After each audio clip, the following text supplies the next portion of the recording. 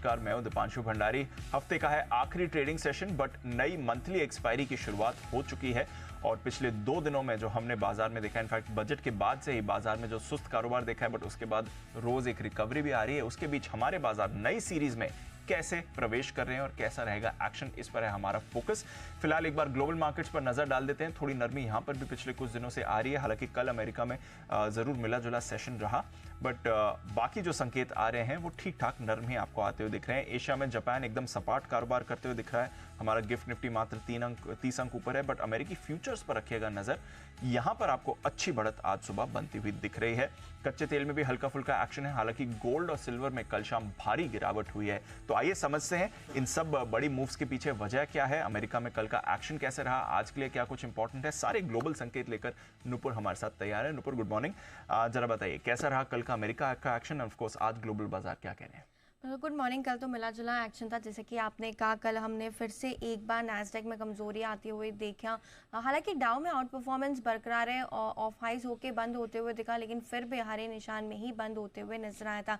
Nasdaq में लगातार कमजोरी बनी हुई है। S&P 500 भी देखे तो वहाँ पर भी आपको कमजोरी के ही संकेत वहाँ से भी आते हुए दिखे। टेक शेयरों में लगातार तीसरे दिन हमने देखा कि बिकवाली यहाँ पे बनी हुई थी, लेकिन स्मॉल कैप इंडेक्स की बात करें तो वहाँ पे कोई दिक्कत नहीं। 1.3% के आसपास का आपको वहाँ पर भी देखने मिला। तो ब्रॉड बेस्ड जो रैली कल वहाँ पे थी, लेकिन टेक स्टॉक और सेमीकंडक्टर स्टॉक्स में लगातार कमजोरी बनी हुई है। लगातार तीसरे दिन टेक्नोलॉजी वाले जो शेयर्स थे वहाँ पे बिकवाली आती हुई दिखी। सारे सेमीकंडक्टर्स के भी शेयर्स देखे तो वहाँ पर भी कमजोरी थी। एनवीडिया करीबन 0.2% कमजोर होते हुए दिखा। मेटा का शेयर 0.2% कमजोर था। अल्फाबेट, माइक्रोसॉफ्ट, कोई भी शेयर देख लीजिए टेक सेमीकंडक्टर से जुड़ा हुआ, वहाँ पर कमजोरी आती हुई नजर आई। नतीजों के चलते भी काफ़ी सारे स्टॉक्स कल फोकस में आते हुए दिखे। फोर्ड मोटर्स के नतीजे आते हुए दिखे, उसके बाद 18.5% तक का मूव यहाँ पर भी आते हुए दिखा। कमज़ोर नतीजे थे, अनुमान से कमज़ोर नतीजे यहाँ पे आते हुए दिखे, जिसका असर हमने देखा। तो स्टॉक स्पेसिफिक एक्शन कल यूएस में भी भरपूर आते हुए नजर आया। मैक्रो के लिहाज से जीडीपी का सेकेंड क्वार्टर का जीडीपी का प्रिलिमिनरी डेटा भी सामने आया, जो कि अनुमान से काफ़ी बेटर था। 2.8% के आसपास रहा। 2.1% का अनुमान यहाँ पर देखने को मिला। और आज वहाँ पे यूएसए में कंज्यूमर एक्सपेक्टेशन का जो डेटा है जुलाई के महीने का, वो भी सामने आते हुए नजर आएगा। तो वहाँ पे बाजार की नज़र रहने वाली है। तो आउट परफॉर्मेंस डाउ में थी, लेकिन कमजोरी नैस्डैक में लगातार बनी हुई है। यूरोप की बात करें तो यहाँ पे मिला जुला प्रदर्शन देखने को मिला। जो 10 साल की बॉन्ड यील्ड 4.2 के पास आपको ट्रेड करती हुई दिखेगी। डॉलर इंडेक्स भी 104 के पास ही ट्रेड करता हुआ नजर आ रहा है।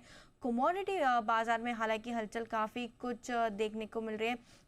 क्रूड की बात करें तो 1% तक की तेज़ी यहाँ पर आती हुई दिखी, लेकिन दूसरी तरफ सोना चांदी लगातार फोकस में बना हुआ है। कल भारी भरकम गिरावट हमने वहाँ पर देखी। सोना करीबन $50 टूटकर बंद होते हुए नजर आया। चांदी भी देखे तो 4.5% तक की कमजोरी आपको वहाँ पर दिखेगी। तो इक्विटी बाजार से मिले जुले संकेत है। डाउ में आउट परफॉर्मेंस थी, नैस्डैक कमजोरी की तरफ फिर से एक बार बंद होते हुए दिखा। नतीजों का भी असर था, मैक्रो डेटा भी सामने आते हुए नजर आया, और आज कंज्यूमर एक्सपेक्टेशन का डेटा आएगा, वहां पर रहेगी नजर। ऑलराइट, तो ये है आपके लिए पूरा अमेरिकी बाजारों का एक्शन। देखते हैं आज यहाँ पर भी कैसी मूव रहेगी। शुक्रिया अनूपुर, ये डिटेल्स हमारे साथ शेयर करने के लिए।